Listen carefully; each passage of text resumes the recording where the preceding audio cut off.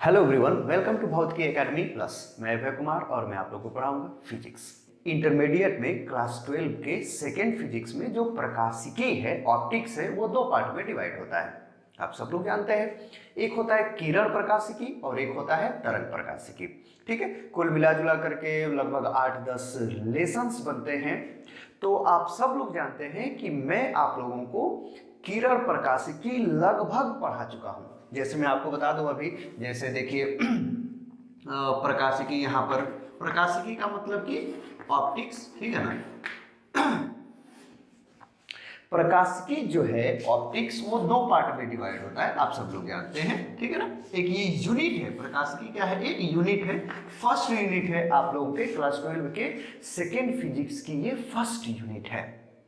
अब ये first unit है तो उसमें ये जो यूनिट है ये दो पार्ट में डिवाइड, एक क्या होती है किरण प्रकाशिकी और एक क्या होती है तरंग प्रकाशिकी, है ना।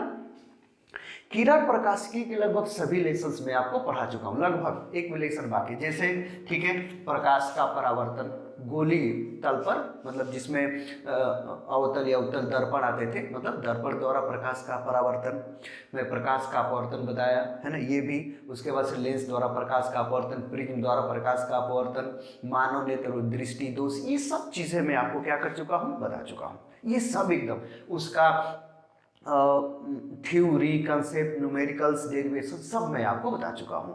हाँ, एक इसमें का बाकी है, ठीक है, क्या बाकी है, ठीक है, वो प्रकाशिक यंत्र जो है जिसमें सूक्ष्मदर्शी, दूरदर्शी ये सब हैं, ठीक है, ये तो विभेदन क्षमता से रिलेटेड। तो ये जो लेसन है प्रकाशिक यंत्र वाला, ये छूटा हुआ है, तो इसको मैं जल्दी ही पढ़ा दूंगा, आप चिंता न करिए। तो जब ये बस वही लेसन छूटा है, तो किरण प्रकाशिकी में जो भी आता है रे ऑप्टिक्स में, वो सब मैं आपको पढ़ा दिया हूँ।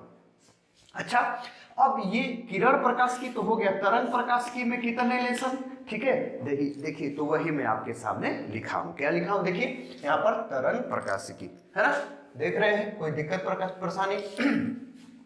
तरंग प्रकाशिकी मतलब कि वेव ऑप्टिक्स, वेव ऑप्टिक्स। अच्छा, क्लास 12 में, मतलब ये आपके सिलेबस में क्लास 12 मतलब इंटरमीडिएट में, ये जो वेव ऑप्टिक्स है, तरंग प्रकाशिकी है, इसमें आपको कितने लेसन्स पढ़ने हैं, कितने लेसन पढ़ने हैं वो आपके सामने है, देख लीजिए। यही है, क्या है, फर्स्ट प्रकाश का तरंग सिद्धांत, ठीक है, वेव थ्योरी ऑफ लाइट। दूसरा क्या है, व्यतिकरण मतलब इंटरफेरेंस। तीसरा क्या है, विवर्तन मतलब कि डिफ्रैक्शन। चौथा क्या है भाई, प्रकाश का ध्रुवण मतलब कि पोलराइजेशन ऑफ लाइट, मतलब कि पोलराइजेशन, ध्रुवण। ये लेसन आपको क्या करने हैं, पढ़ने हैं, ये पढ़ लेंगे, ठीक है। ये लेसन है एक एक, ठीक है, मैं एक एक करके पढ़ाऊंगा। प्रकाश का तरंग सिद्धांत, फिर व्यतिकरण, विवर्तन, थोड़ा बड़ी मजेदार लेसन है।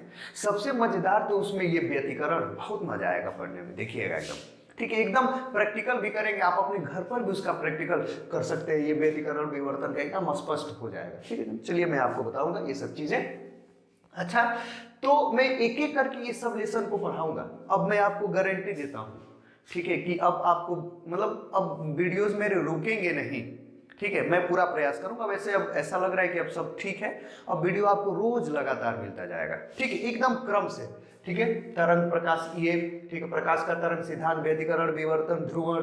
उसके बाद से अगली यूनिट आ जाएगी, ठीक है, विकिरण की द्वैती प्रकृति मतलब डुअल नेचर ऑफ रेडिएशन, ठीक है। उसके बाद परमाणु और नाभिक वो सब आ जाएगा, सेमीकंडक्टर मतलब अर्धचालक गोलक, ये सब आपको एकदम मैं खत्म कर दूंगा। और यही नहीं, साथ में आपको, मुझे आशा है कि मैं फर्स्ट फिजिक्स भी कुछ फर्स्ट फिजिक्स भी मैं स्टार्ट करूंगा। फर्स्ट फिजिक्स में आपको बता दूं, वो भी इसी के साथ उसके वीडियोज आपको मिलेंगे, फर्स्ट और सेकंड दोनों आपको मिलेंगे। फर्स्ट क्या मैं स्टार्ट करूंगा, वही विद्युत चुंबकीय प्रेरण में स्टार्ट कर रहा हूं, ठीक है, समझ रहे हैं।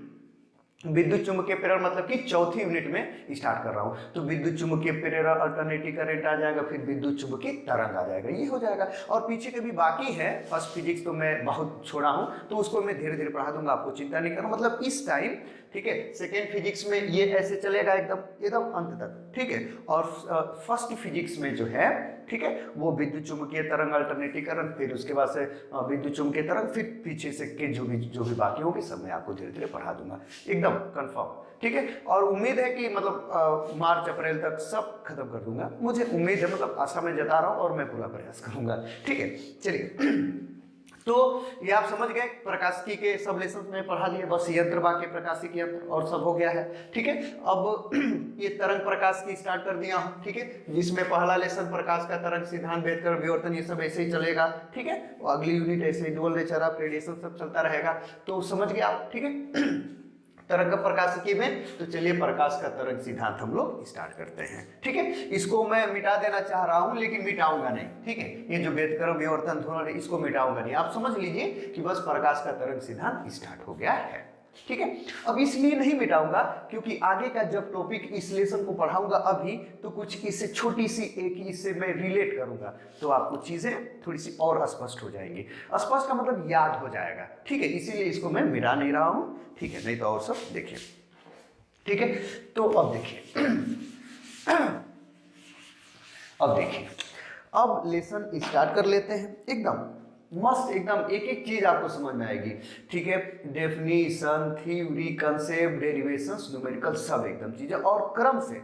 ऐसा नहीं कि किसी लेसन का एक मैं टॉपिक पढ़ा दूं, ऐसा हुआ भी नहीं है ना। मैं जो भी लेसन शुरू करता हूं तो एकदम शुरू से ही करता हूं, शुरू से अगला अगला अगला अगला एकदम ऐसे ही करके पढ़ाता हूं। ठीक है, साथ में एकदम एकदम साथ में डेरिवेशन, न्यूमेरिकल, कंसेप्ट सब एकदम साथ में क्रम से, जैसे कि आप क्लास में पढ़ते हैं। ठीक है, तो चलिए प्रकाश का तरंग सिद्धांत मतलब कि wave theory of light start हो गया। ठीक है, अब बात आती है कि इस लेसन में क्या पढ़ना है भाई, हम लोग को क्या पढ़ना है, आप ही सोचिए। सोच लीजिए। यही प्रकाश का तरंग सिद्धांत मतलब ये है, थोड़ा सा देखिए प्रकाश के बारे में कि प्रकाश कैसे चलता है, इस बारे में हम लोग को चर्चा करना है इस लेसन में। ठीक है, तो देखिए एक बात तो आप हो सकता है पहले से भी जानते होंगे कि कई साइंटिस्ट जो है प्रकाश के बारे में कि प्रकाश ये ऐसे चलता है, ऐसे चलता है, ऐसे चलता है, ये सब ऐसे ऐसे आए हैं। ये बोलेंगे ऐसे चलता है, नहीं बोलेंगे ये नहीं ऐसे चलता है, ये बोलेंगे ऐसे नहीं चलता, ऐसे ऐसे चलता आ रहा है। ठीक है, प्रकाश के बारे में कि प्रकाश कैसे चलता है, उसका गुण तो समान है। ठीक है, प्रकाश कैसे चलता है, सबसे पहले हम लोगों को न्यूटन जी बताए 1600, ठीक है, ये 75 ईस्वी में। किसमें भाई? ठीक है, 1675 ईस्वी में न्यूटन जी हम लोगों को प्रकाश के बारे में बताए कि भाई प्रकाश कैसे चलता है। ठीक है, और वो कैसे बताए, एक उन्होंने कणिका सिद्धांत दिया। ठीक है, ठीक है, कणिका उन्होंने सिद्धांत दिया, कॉर्पेकुलस थ्योरी। ठीक है, उसी सिद्धांत के आधार पर हम लोग को बताया। ठीक है, तो सबसे पहले प्रकाश के बारे में, ठीक है, हम लोगों को कौन बताया? ठीक है, फिजिक्स के फादर मतलब कि न्यूटन जी हम लोग को बताया। ठीक है, कणिका सिद्धांत के आधार पर कि प्रकाश ऐसे चलता है। उसमें उन्होंने हम लोग को 4 मुख्य बातें बताई कि प्रकाश ऐसे चलता है, ये होता है, ये होता है। समझ में आ गया? तो वो 4 बातें हम लोग पढ़ेंगे। तो यही से लेसन का स्टार्ट ही होता है। ठीक है, ठीक है, ये मतलब कि न्यूटन ये कणिका सिद्धांत से स्टार्ट हुआ और भी इसमें कमियां फिर आगे आएंगे, हाइगेंस जी, ऐसा वैसा ये सब होगा। समझ रहे हैं? ठीक है, कोई दिक्कत परेशानी? चलिए थोड़ा सा और मैं अभी आपको बता दूं। एक इधर देखिए, एकदम एकदम इसको कंसेप्ट बना लीजिए, आगे ये लेसन बनता जाएगा। ठीक है, इधर समझिए, नहीं समझ में आ रहा है इधर समझ लीजिए। न्यूटन जी, ठीक है, हाइगेंस जी, ठीक है, समझ में आ गया। फिर मैक्सवेल, ठीक है, मैक्स प्लांक, थोड़ा सा देखिए, बस इतना ध्यान रख लीजिए और कहीं कुछ नहीं। इधर समझिए, ये इधर देखिए, ये प्रकाश के बारे में न्यूटन जी बोलेंगे, अभी उनका सिद्धांत मैं बताऊंगा। न्यूटन जी बोलेंगे कि जो प्रकाश है, ठीक है, प्रकाश किस रूप में चलता है? कण के रूप में चलता है, इसीलिए कणिका सिद्धांत है। एकदम याद रखिए, अभी मैं बता नहीं रहा हूं, अभी मैं ये एक कंसेप्ट दे रहा हूं मैं आपको। न्यूटन जी क्या बताएंगे अभी कि प्रकाश कण के रूप में चलता है। ठीक है, लेकिन ये भी, ठीक है, इनके में भी कुछ कमियां हो जाएंगी। तो फिर कब कौन आएंगे? ठीक है, 3 साल के बाद हाइगेंस आ जाएंगे। ठीक है, हाइगेंस, और हाइगेंस कहेंगे कि नहीं, प्रकाश जो है वो कण के रूप में नहीं चलता है। हाइगेंस जी कहेंगे कि किस रूप में चलता है? तरंग के रूप में चलता है। ठीक है, समझ में आ गया, तरंग के रूप में चलेंगे। ठीक है, अच्छा, जब न्यूटन जी कण के रूप में बोलेंगे कि प्रकाश कण के रूप में चलता है तो वो कुछ स्पष्टीकरण देंगे। ठीक है, कि देखिए ये कण के रूप में चल रहा है तो ये हो गया, ये हो गया, ये हो गया। ठीक है, लेकिन कोई ठीक है, कुछ चीजें हैं, कुछ घटनाएं हैं जिसकी व्याख्या वो नहीं कर पाएंगे, कमियां हो जाएंगी तो कमियां हो जाएंगी। उसी प्रकार हाइगेंस जी बोलेंगे कि नहीं वो तरंग के रूप में चलता है तो वो भी कुछ कहेंगे, देखिए तरंग के रूप में चल रहा है तो ये हो रहा है, देखिए ये उसकी व्याख्या हो गया, मतलब इसको सिद्ध हो गया, ये सिद्ध कर दिया, ये सिद्ध कर दिया, इसका मतलब तरंग के रूप में चल रहा है। लेकिन भैया इनके में भी कुछ कमी आ जाएगी, समझ रहे हैं? ठीक है, ये भी ठीक है, और इस कमी तक हम लोग को इस लेसन में पढ़ना है। यहां तक एकदम न्यूटन हाइगेंस सबको क्या पढ़ना है, इसी लेसन में पढ़ना है। ठीक है, कमी आ जाएगी, जब ये कमी आ जाएगी तब आएंगे मैक्स, ठीक है, मैक्सवेल और मैक्स प्लांक। मैक्सवेल अपनी विद्युत चुंबकीय तरंग सिद्धांत देंगे और मैक्स प्लांक अपना, ठीक है, ये अपना एक सिद्धांत देंगे। ठीक है, क्वांटम सिद्धांत देंगे। ठीक है, क्वांटम थ्योरी देंगे। तो ये लोग बोलेंगे, ठीक है, कि नहीं, ठीक है, ये लोग बोलेंगे कि नहीं भाई ये दोनों जो हैं, ये दोनों पीछे वाले ही गलत हैं। ठीक है, हम लोगों वाला सही है। और वास्तव में मॉडर्न फिजिक्स में इस समय में इन्हीं दोनों का माना जाता है कि प्रकाश इन्हीं, ये जो दो लोग अपनी थ्योरी देंगे उन्हीं के हिसाब से चलता है। मैं थोड़ा सा बता दूं, जिसको हम लोग किस में पढ़ेंगे, इसी के बाद मैं आपको अगला यूनिट स्टार्ट करूंगा, इसी के बाद वाली यूनिट प्रकाश की द्वैती प्रकृति। ठीक है ना, या नहीं प्रकाश की नहीं बल्कि विकिरण, ऐसे लिख लीजिए, विकिरण की, ठीक है, द्वैती प्रकृति। ठीक है, द्वैती डुअल नेचर वाले में लेसन में हम लोग पढ़ेंगे, इसी के बाद मैं बताऊंगा। और उसमें आएंगे मैक्सवेल, आएंगे मैक्स प्लांक आएंगे, और ये लोग बताएंगे, ठीक है, ठीक है, ये लोग बताएंगे, मैक्सवेल बोलेंगे कि नहीं वो किस रूप में चल रहा है, तरंग रूप में चल रहा है। मैक्स प्लांक बोलेंगे कि किस रूप में चल रहा है, कण के रूप में चल रहा है। समझ में आ गया? ठीक है, तो बाद में पता चलेगा, इसी लेसन में पता चलेगा, इस वाले में विकिरण की द्वैती प्रकृति में, ठीक है, कि नहीं भैया प्रकाश जो है वो तरंग और कण दोनों रूप में चलता है। किस में चलता है? कण के रूप में भी और तरंग के रूप में, दोनों में चलता है। इसीलिए उसे कहा जाता है कि प्रकाश में, विकिरण में द्वैती प्रकृति, दो प्रकृति होती है, वो कण के भी जैसे चलता है और तरंग के जैसे। लेकिन अगर किसी घटना में कण के जैसे व्यवहार कर रहा है तो वहां पर तरंग के जैसे व्यवहार नहीं करेगा।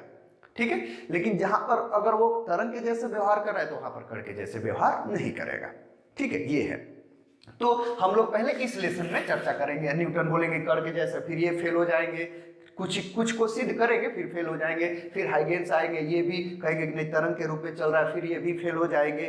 ठीक है, तब फेल होने में ही ये सब पढ़ लिया जाएगा। उसके बाद से तब हम लोग विकिरण की द्वैती प्रकृति में आएंगे, तो फिर देखेंगे कि नहीं ये भाई प्रकाश में तो दो है, वो कण के भी जैसे चल रहा है और तरंग के भी जैसे।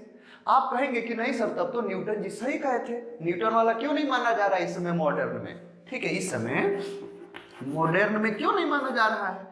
ये बोले थे कि कण जैसे चल रहा है, लेकिन ये बोले थे कि ऐसे ऐसे चल रहा है, वो वाला सही नहीं था। ठीक ना, इसमें जो मैक्स प्लांक बोलेंगे कि ऐसे ऐसे चल रहा है, वो वाला सही होगा, उनका चलना सही होगा। ठीक है, और ये मैक्सवेल तो अपना इलेक्ट्रोमैग्नेटिक थ्योरी देंगे। समझ में आ रहा है? तो खैर ये सब हम लोग पढ़ेंगे, आराम से पढ़ेंगे, कोई दिक्कत नहीं है। समझ में आ रहा है? तो चलिए इसको इरेज करके हम लोग स्टार्ट करते हैं कि भाई न्यूटन जी प्रकाश के बारे में सबसे पहले हम लोग को क्या बताया। समझ रहे हैं? एकदम कंसेप्ट समझिए, और एकदम अब लेसन भी आपको क्लियर हो जाएंगे। और ये मैं इसलिए नहीं मिटा रहा हूं, मैं भी आपको बताया हूं क्योंकि आगे मैं आपको क्या करूंगा, इसी में कुछ बताऊंगा तो याद हो जाएगा। इसे याद करने के लिए तो मैं मिटा देता, थोड़ा कटा लग रहा होगा, है ना। चलिए यार कटा मत, इधर समझिए। तो प्रकाश के संबंध में सबसे पहले 1675 ईस्वी में न्यूटन जी, ठीक है, एक अपना सिद्धांत दिए, कणिका सिद्धांत, कॉर्पस्कुलर थ्योरी दिए। ठीक है, कणिका सिद्धांत ये प्रकाश के संबंध में कि प्रकाश ऐसे चलता है, ऐसे ये है, ऐसे ऐसे चलता है। ठीक है, उसमें उन्होंने हम लोग को मुख्य 4 बातें बताए। ठीक है, पहली बात ये बताए, पहली बात क्या बोले कि पहली बात याद रखिए, किसी भी प्रकाश स्रोत से कितने, किसी भी प्रकाश, ठीक है, स्रोत से, ठीक है। उन्होंने कहा कि असंख्य, याद रखिए, असंख्य, ठीक है, सूक्ष्म तथा क्या भाई, हल्का, समझिए मैं इसको याद रखिए, असंख्य, सूक्ष्म और हल्का, ठीक है। असंख्य मतलब कि इनफाइनाइट, समझ रहे हैं कि नहीं। सूक्ष्म मतलब कि, ठीक है, मतलब फाइन पार्टिकल, और ये हल्का मतलब क्या, आप समझ रहे हैं, लाइट इन वेट, लाइट, समझ रहे हैं ना। तो देखिए एकदम, अब याद रखिए क्या बोले कि पहला बात ये बोले कि कोई प्रकाश स्रोत है, जैसे कि मान लीजिए कि ये टार्च ही है, टॉर्च है, ठीक है। तो उन्होंने बोले कि किसी भी प्रकाश स्रोत से प्रकाश स्रोत हो गया, टॉर्च प्रकाश स्रोत हो गया, प्रकाश स्रोत से प्रकाश असंख्य सूक्ष्म एवं हल्के कणों के रूप में निकलता है। असंख्य, ये सब कण, ठीक है, कण, किसी भी प्रकाश स्रोत से, ये स्रोत है प्रकाश स्रोत से प्रकाश, ठीक है ना, प्रकाश असंख्य सूक्ष्म एवं, ठीक है, एवं हल्के कणों के रूप में निकलता है, जिसे कणिकाएं कहते हैं। क्या कहते हैं, कणिकाएं कहते हैं। याद हो गया कि नहीं, पहला बात इन्होंने हम लोग को बताया, किसी भी प्रकाश स्रोत से प्रकाश असंख्य सूक्ष्म एवं हल्के कणों के रूप में निकलता है, जिसे कणिकाएं कहते हैं।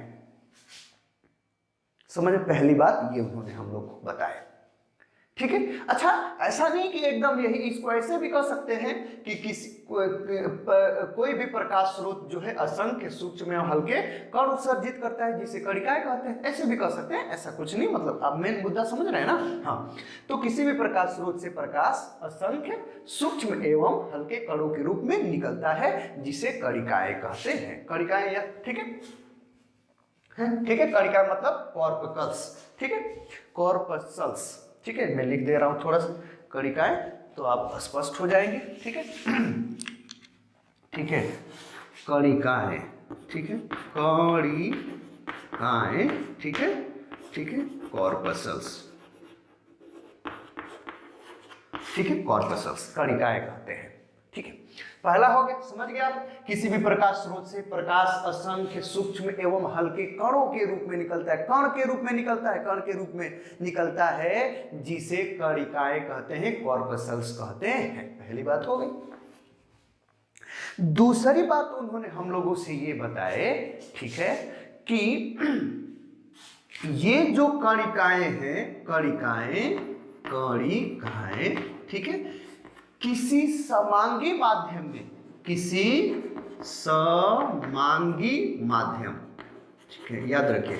समांगी माध्यम का क्या मतलब, कि एक समान माध्यम, जैसे कोई माध्यम है, जैसे मान लीजिए ये कांच ही है, तो ऐसा नहीं कि यहाँ पर कांच हो तो फिर यहाँ पर एयर हो जाए या कुछ जल हो जाए, कुछ दूसरा हो जाए, ऐसा वैसा नहीं, पूरा कांच हो, एक उसकी हर जगह जो सघनता है, जो उसका अपवर्तनांक है, जो भी मतलब हर जगह जो सघनता है ना, उसकी हर जगह क्या है, एक समान हो, घनत्व तो हर जगह क्या है, एक समान हो, ठीक है। तो उन्होंने बताए दूसरे में कि ये जो कणिकाएं हैं, जैसे ये कण है, ये कणिकाएं किसी समांगी माध्यम में, ठीक है, प्रकाश के वेग से, ठीक है ना, प्रकाश का वेग। अच्छा, उस टाइम अब ये नहीं पता चला था कि प्रकाश का वेग 3 × 10⁸ मीटर पर सेकेंड होता है। उस समय जो भी प्रकाश का वेग पता चला हो, उस वेग से, उस समय नहीं पता था। वो तो ये कहिए कि पता नहीं 76 में शायद, इसके 1 साल बाद प्रकाश का वेग जो है, ठीक है, ठीक, एक ओले रोमर जी हम लोग को फाइंड किए थे, मतलब बताए थे, ठीक है। उसके साथ 1 साल बाद ही ओले रोमर जी जो है, ठीक है, उन्होंने हम लोग को बताया था कि प्रकाश की चाल इतनी होती है, शायद यही, मैं भूल नहीं रहा हूं तो यही है, ठीक है। खैर, इसको छोड़िए, ठीक है। तो उस समय जो भी प्रकाश का वेग माना जा रहा है, वो वाला क्या है भाई, कि दूसरे में उन्होंने बताया कि ये कणिकाएं किसी समांगी माध्यम में, ठीक है, प्रकाश के वेग से सरल रेखा में चलती है। सरल रेखा मतलब कि सीधी रेखा में चलती है और अपने साथ गतिज ऊर्जा, क्या भाई, गतिज ऊर्जा ले जाती है। समझ में आ गया? नहीं समझ में आया क्या? ठीक है, दूसरा बता दो फिर से। अच्छा चलिए, क्या है दूसरा? क्या है कि ये कणिकाएं किसी समांगी माध्यम में प्रकाश के वेग से सीधी रेखा में चलती हैं और अपने साथ गतिज ऊर्जा ले जाती हैं। ये हो गई दूसरा। समझ में आ गया? ठीक है, दूसरा के बाद तीसरा जो है, ठीक है, इसको मैं मिटा दूं। ठीक है, तीसरा उन्होंने हम लोग को बताया कि जब ये कणिकाएं, ठीक है, जैसे मान लीजिए कि यहां पर कोई वस्तु है कोई वस्तु, उन्होंने कहा कि जब ये कणिकाएं किसी वस्तु से परावर्तित होकर के हमारे आंख पर पड़ती है, जब ये कणिकाएं किसी वस्तु से परावर्तित होकर के हमारे आंख पर पड़ती है तो वो वस्तु हमें दिखाई देती है। ठीक है, जब ये कणिकाएं किसी वस्तु से परावर्तित होकर के हमारे आंख पर पड़ती है तो वो वस्तु हमें दिखाई देती है। ये उन्होंने हम लोग को तीसरा बताया। चौथा उन्होंने हम लोग को बात बताया, ठीक है, कि उस समय भी पता था, ठीक है, क्योंकि इंद्रधनुष बनता था और सब कुछ होता था, तो हम लोग को पता था कि भाई प्रकाश में कई रंग होते हैं। तो चौथा बात उन्होंने हम लोग को ये बताया रंग के बारे में, ठीक है, कि ये जो कणिकाएं हैं, कणिकाएं जैसे ये एक कण हो गया, ये एक कण हो गया, ठीक है ना, ये एक कण हो गया, उन्होंने बताया कि अलग अलग रंग की ये कणिकाएं, ठीक है, अलग अलग आकार की होती हैं। अलग अलग, जैसे कि ये लाल रंग की कणिका है ना, तो इसका आकार अलग अलग होगा, साइज क्या होगा, अलग होगा। ये नीले रंग की है ना, तो इसका साइज क्या होगा, अलग होगा। ठीक है, ये लाल रंग मतलब ये पीले की है ना, तो इसका साइज क्या होगा, अलग होगा। उन्होंने बताया कि ये, ठीक है, अलग अलग रंग की ये कणिकाएं अलग अलग आकार की होती हैं। यही चार बातें उन्होंने मुख्य रूप से हम लोग को अपने इस, ठीक है, कणिका सिद्धांत में बताया था। ठीक है, एक बार और बता दे रहा हूं। पहला उन्होंने क्या बताया कि किसी भी प्रकाश स्रोत से, ठीक है, प्रकाश असंख्य सूक्ष्म एवं हल्के कणों के रूप में निकलता है, जिसे कणिकाएं कहते हैं। दूसरा उन्होंने बताया कि ये कणिकाएं किसी समांगी माध्यम में, ठीक है, प्रकाश के वेग से सीधी रेखा में चलती है, मतलब कि सरल रेखा में चलती हैं और अपने साथ गतिज ऊर्जा ले जाती हैं। ठीक है, तीसरा उन्होंने बताया कि जब ये कणिका किसी वस्तु से परावर्तित होकर के हमारे नेत्र पर पड़ती है, आंख पर पड़ती है, तो वस्तु हमें दिखाई देती हैं। चौथा उन्होंने हम लोग को ये बताया कि अलग अलग रंग की ये कणिकाएं अलग अलग आकार की होती हैं। ठीक है, ये चार बातें हम लोग को उन्होंने अपने इस कणिका सिद्धांत में बताया। कोई दिक्कत परेशानी? अच्छा, इसके बाद से ये अपना कणिका सिद्धांत दे करके ये न्यूटन जी क्या सफलता पाए, ठीक है ना। पहला क्या प्रूफ किए अपने सिद्धांत में कि ठीक है भाई, ये प्रूफ किए कि हाँ देखिए हमारे कणिका सिद्धांत से प्रकाश का सीधी रेखा में चलना, ठीक है ना, सीधी रेखा में चलना उन्होंने क्या कर दिया, सिद्ध किया। ठीक है, उसकी व्याख्या कर दी अपने कणिका सिद्धांत से कि प्रकाश क्या हो रहा है, सीधी रेखा में चल रहा है। कणिका सिद्धांत से उन्होंने व्याख्या कर दिया। दूसरा उन्होंने, ठीक है, प्रकाश का परावर्तन की व्याख्या कर दी। प्रकाश का वैसे परावर्तन के लिए सीधी रेखा नहीं चाहिए, आप जानते ही हैं वैसे, तो उन्होंने अपने इस सिद्धांत से, कणिका सिद्धांत से प्रकाश के परावर्तन की भी व्याख्या कर दी। उन्होंने इसी सिद्धांत से, ठीक है, मतलब कि प्रकाश के अपवर्तन की भी क्या कर दी, व्याख्या कर दी। अपवर्तन मतलब कि रिफ्रैक्शन की भी क्या कर दी, व्याख्या कर दी। तो इन तीन चीजों की व्याख्या अपने इन कणिका सिद्धांत के आधार पर ये न्यूटन जी कर दिए। ये सब किस सन में हुआ, 1675 ईस्वी में ये सब कर दिए। लेकिन ठीक है, मतलब कि ये इसकी व्याख्या कर दी, इसमें सफलता पा लिए, लेकिन वो कुछ घटनाओं की व्याख्या नहीं कर पाए। उसमें उनके इसमें कुछ कमियां हो गई। किनके में कमियां हो गई? ये जो तीनों आप देख रहे हैं ना, ये तीनों लेसन इसीलिए नहीं मिटाया हूं। ये जो तीनों लेसन देख रहे हैं ना, इन्हीं की व्याख्या वो नहीं कर पाए कणिका सिद्धांत से। कौन? न्यूटन जी। कौन? किसकी व्याख्या नहीं कर पाए? व्यतिकरण की। ठीक है, प्रकाश में व्यतिकरण होता है, प्रकाश में व्यतिकरण होता है, मैं आपको पढ़ाऊंगा, इसी के बाद बताऊंगा, प्रकाश में व्यतिकरण होता है। ठीक है, तो व्यतिकरण को नहीं समझा पाए, अपने कणिका सिद्धांत से उसकी व्याख्या नहीं कर पाए। ठीक है, वो नहीं सफल हुआ इनके में, ठीक है, इनके इस थ्योरम से। तो व्यतिकरण की व्याख्या नहीं कर पाए, विवर्तन की व्याख्या नहीं कर पाए। ठीक है, विवर्तन, ठीक है, विवर्तन की व्याख्या नहीं कर पाए। समझ रहे हैं? डिफ्रैक्शन की, प्रकाश में विवर्तन होता है, मैं आपको पढ़ाऊंगा, आसपास दिखाऊंगा। ठीक है, ध्रुवण, ध्रुवण की भी व्याख्या नहीं कर पाए। पोलराइजेशन, प्रकाश का पोलराइजेशन कराया जाता है। ठीक है, समझ रहे हैं? उसके कंपनों को कम किया जाता है, वो सब हम पढ़ाएंगे आपको। ठीक है, ध्रुवण की भी व्याख्या नहीं कर पाए। और एक और मोस्ट इंपॉर्टेंट, उन्होंने जो है, ठीक है, उनके अनुसार, ठीक है, उन्होंने हम लोग को ये बताया कि जो प्रकाश का वेग है, v माने वेग, किसमें? सघन।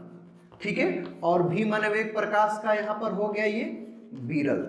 अच्छा ये बताइए, आप ही इस समय आप जानते होंगे, आप खुद बताइए सोच के कि प्रकाश विरल और सघन किसमें तेज चलता है? विरल में तेज चलेगा, तेज दौड़ेगा, विरल माने कि घना न हो, ठीक है, विरल हो। ठीक है, और सघन माने किसमें, किसमें तेज चलेगा प्रकाश? विरल में तेज चलेगा ना, चलता भी आप सब लोग जानते हैं, है कि नहीं? विरल माध्यम में प्रकाश तेज चलता है और सघन माध्यम में प्रकाश क्या होता है? धीमे चलता है। अब सब लोग जानते हैं वायु में तेज चलता है ना, कांच में देख लीजिए या जल में देख लीजिए, इसमें क्या होता है? धीरे धीरे चलता है, वायु की सापेक्ष है ना, सापेक्ष। लेकिन इसके उल्टा उन्होंने हम लोग को बताया था, खैर उस समय तो कुछ पता ही नहीं था, है ना, लेकिन उन्होंने क्या किया, बताया था कि नहीं भैया, ठीक है, हम लोग क्या जानते हैं कि विरल माध्यम में अधिक चलता है, अधिक, और सघन माध्यम में धीरे चलता है। लेकिन उन्होंने बताया ना ना ना ना, क्या बताए थे वो? मतलब ऐसा कुछ तो बातें नहीं था, वो सीधे अपने थ्योरम से जो भी है सो हाइपोथेसिस से ये सब बताए थे कि नहीं। ठीक है, सघन माध्यम में तेज चलता है, उन्होंने बताया कि सघन माध्यम में तेज चलता है। एक और भी कारण था, खैर मैं ये समझ सकता हूं कि क्यों वो कहे होंगे, क्योंकि उसमें विद्युत चुंबकीय तरंग नहीं पता था हम लोग को, केवल यांत्रिक तरंगे पता था। यांत्रिक तरंग को चलने के लिए माध्यम की आवश्यकता होगी, माध्यम रहेगा तो तेज चलेगा। यही है जैसे कि ध्वनि के साथ होता है ना, ध्वनि ठोस में क्या होती है? तेज नहीं चलती है, आप तो समझते होंगे, है ना। तो इसीलिए मतलब सघन माध्यम में तेज चलती है, इसीलिए हो सकता है उनका ये कंसेप्ट रहा हो, ठीक है ना, कि सघन माध्यम में प्रकाश तेज चलता है, विरल माध्यम में धीरे चलता है। ठीक है, लेकिन उसी टाइम, ठीक है, इनके बाद, ठीक है, एक आप साइंटिस्ट का नाम सुने होंगे, ठीक है, फोकाल्ट, ठीक है, लियो फोकाल्ट का आप नाम सुने होंगे, ठीक है, लियोन फोकाल्ट। ठीक है, तो दिख रहा है, ठीक है, ठीक है, जीन बेर्नॉल्ड लियोन फोकाल्ट उनका नाम था। ठीक है, देखिए लियोन फोकाल्ट मतलब फोको, बस इनको पढ़िए इंग्लिश में, हिंदी में पढ़ेंगे ना तो फोकाल्ट हो जाएगा, सीधा सीधा इंग्लिश पढ़िए, फोकाल्ट। ठीक है ना, समझ रहे हैं? तो ये फोको जी मतलब फोकाल्ट जी उस टाइम हम लोग से ये बताए, मतलब कि वो एक्सपेरिमेंट द्वारा हमको बताए, मतलब हम लोग को नहीं, वो एक्सपेरिमेंट द्वारा वो प्रूफ किए कि नहीं, ठीक है ना, क्या है कि वो विरल माध्यम में प्रकाश क्या होता है? तेज चलता है, सघन माध्यम में धीरे चलता है। अपने एक्सपेरिमेंट से वो इस बात को प्रूफ किए। तो ये जो कहे थे न्यूटन जी, जो कणिका सिद्धांत से कहे थे कि नहीं सघन माध्यम में तेज चलता है, विरल माध्यम में कम, ठीक है, ये फोको जी जो है, फोकाल्ट जी, ठीक है, लियोन फोकाल्ट जी क्या कर दिए, ठीक है, वो कहे कि नहीं ये तो गलत है। अब उनके एक्सपेरिमेंट से इनके भी बात को गलत मान लिया, मतलब ये, ठीक है, ये भी एक बात थी इसकी, नहीं वो व्याख्या कर पाए, मतलब ये उनकी थ्योरी के अनुसार ये गलत था। समझ रहे हैं कि नहीं? तो इसी बात से ये जो चार बातें हैं, इन्हीं बात से, ठीक है, इनका जो कणिका सिद्धांत है अमान्य करार कर दिया गया। क्या करार कर दिया गया? अमान्य करार कर दिया गया। समझ रहे हैं? कोई दिक्कत परेशानी? ठीक है, क्या उनकी सफलता थी, क्या विफलताएं थी, कमियां थी, पता चल गया, क्या उनकी थ्योरी थी, पता चल गया। ठीक है, ये लियोन फोकाल्ट मतलब फोको का नाम सुने हैं, ठीक है, यही उन्होंने बताया, तो वो वही एक्सपेरिमेंट से बताई थी ये सब चीजें। आपको स्पष्ट हो गई? कोई दिक्कत परेशानी? ठीक है, समझ में आ गया? तो जब ये क्या हो गए, इनके थ्योरी को अमान्य करार कर दिया गया, उनके सिद्धांत को अमान्य करार कर दिया गया। ठीक है, समझ रहे कि नहीं? तब फिर कौन आए? हाइगेंस आए। कौन आए बताइए? हाइगेंस। हालैंड के एक साइंटिस्ट थे हाइगेंस। ठीक है, हाइगेंस मतलब हाइगेंस, वो आए और वो बोले कि नहीं। ठीक है, अच्छा कितने साल बाद आए? ये 1675 के बाद वो 1600, ठीक है, वो 78 में आए। ठीक है, 78 में हाइगेंस आए। लिख दे रहा हूं यहां पे, हाइगेंस आए और उन्होंने हम लोग को बताया कि भाई नहीं, प्रकाश जो है वो कण के रूप में नहीं, तरंग के रूप में चलता है। तो अब हम लोग क्या पढ़ेंगे? हाइगेंस, प्रकाश संबंधित हाइगेंस का तरंग सिद्धांत, मतलब हाइगेंस का तरंग सिद्धांत। समझ रहे? मतलब सिद्धांत, प्रकाश संबंधित हाइगेंस का तरंग सिद्धांत हम लोग पढ़ेंगे। समझ में आ रहा है? ठीक है, तो फिर वो भी ऐसा ही बोलेंगे, याद रखिए। ठीक है, वो भी 4 बात बोलेंगे कि किसी चीज को सफल कर लेंगे और किसी चीज में क्या हो जाएंगे? असफल हो जाएंगे।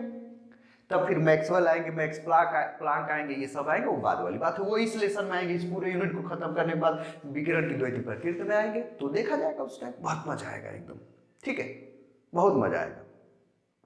ठीक है, एक लेसन, एक यूनिट, ये बस एक ही लेसन है और बड़ी मजेदार है। क्वांटम मैकेनिक्स के बारे में आप लोग समझेंगे, बहुत मजा आएगा। ठीक है, खैर, तो समझ में आ गया। तो आगे हम लोग अब क्या पढ़ेंगे? ठीक है, ये क्योंकि ये फेल हो गए तो अब हाइगेंस आएंगे, तो हाइगेंस अपनी थ्योरी देंगे। ठीक है, तो अगले में हम लोग पढ़ेंगे हाइगेंस मतलब प्रकाश संबंधी हाइगेंस का तरंग सिद्धांत। तो इस वीडियो में फिलहाल इतना है। ठीक है, समझ में आ गया? ठीक है, आना ही पड़ेगा, एकदम आ जाएगा, एकदम आसान, एकदम याद हो जाएगा, कोई दिक्कत परेशानी नहीं है ना? तो फिर आपको वीडियो अच्छा लगा होगा, अच्छा लगा है तो जरूर एकदम लाइक कर दीजिए। अपने दोस्त को जो अब तैयारी करें 12 में, उनको ये भेज दीजिए। ठीक है, सेंड कर दीजिए कि भाई पढ़ लीजिए। अब शुरू हो गया है, भौतिकी एकेडमी अब शुरू कर दिया भाई। ठीक है, आपको एकदम पूरा तैयार करा देगा। थ्योरी, परिभाषा, मतलब थ्योरी, डेफिनेशंस जो होंगे, कंसेप्ट होंगे, न्यूमेरिकल डेरिवेशन, सब एकदम, और एकदम क्रम से, जैसे आप बोर्ड एकदम क्लास में पढ़ते एकदम वैसे ही। ठीक है, समझ में आ गया? समझ में आ गया? तो फिर इस वीडियो फिलहाल इतना ही, मिलते हैं अगले वीडियो के साथ, तब तक के लिए गुड बाय।